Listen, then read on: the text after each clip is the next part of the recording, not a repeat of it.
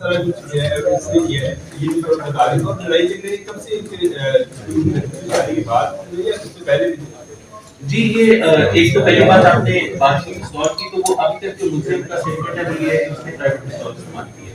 सरकारी गाड़ी की तरह ऑब्वियसली सरकारी गाड़ी थी वो, उसके अंदर वो सारा ये हुआ हुआ है और उसमें उसने प्राइवेट अपना पिस्तौल इस्तेमाल किया।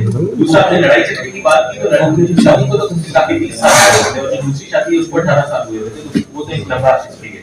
ये पहले फैसलाबाद में रहते रहे, वहां पर इनका इस तरह का कोई झगड़ा नहीं था क्योंकि ऑब्वियसली ये फैमिली यहाँ पर थी, चली करती वहां पर थी।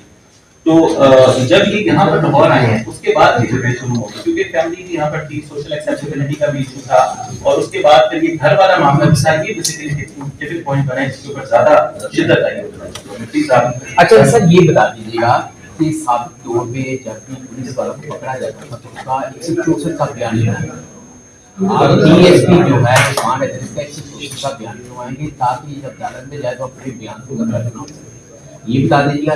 दूसरी बात ये बता दीजिएगा जो क्राइम का आपने बताया ये रेफर जो हमने तैयार करना है उस हवाले से क्राइम में जो इन क्राइम है जिसमें उसमें कितने फीसद कम है?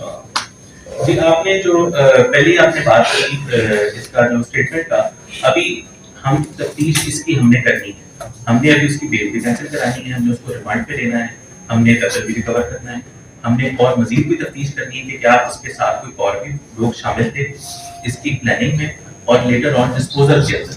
वो तमाम चीजें अभी तफ्तीश होनी है और वो जैसे तफ्तीश का रुख जिस तरह भी जाएगा वो हम आपसे शेयर करेंगे, फिर हम इसकी स्टेटमेंट भी कराएंगे। हमने इसमें कोई लीगल एक्शन नहीं छोड़ना, हमने इंश्योर करना है कि ये बंदा एग्जैक्ट करे। निशान साहब इनका मुलजम के मुताबिक बताया गया कि बैरूने मुल्क बैठे कुछ शूटर्स हैं, खासी हॉट क्रिमिनल हैं, उनके साथ भी तो अच्छे रवाब है। इस केस में कहीं वो शामिल तो नहीं है उस चेन के वाले से जो बात सामने आई? इस केस में ऐसी कोई चीज हमारे सामने नहीं आई है कि कोई शूटर इस्तेमाल हुआ।